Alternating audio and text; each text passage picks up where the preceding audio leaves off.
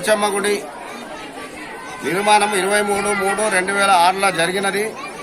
అప్పటి నుండి గ్రామ ప్రజలు మరియు బోధన పట్టణ వాసులు అందరూ సహకరించి మాకు సహకార్యాలు అందిస్తున్నారు.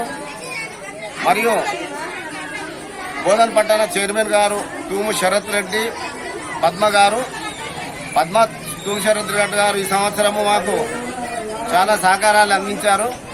అదేవిధంగా దగ్గరలో ఉన్నటువంటి మా ఇలియాస్ భాయ్ తోటి సోదరుడు ప్రతి సంవత్సరం ముందుకొచ్చి మాకు సహకార్యాలు అందిస్తారు. మరియు మా వార్డు ప్రజలు కూడా బాగా సహకరిస్తారు. ఈ సంవత్సరము మాకు దత్తుభాయ్ సహకారంతో మైక్ సెట్ కావలసిన గుడికి మైక్ సెట్ అందించడం జరిగింది. ఆయనకు కూడా మా కమిటీ తరఫున ధన్యవాదాలు తెలియజేస్తున్నాను.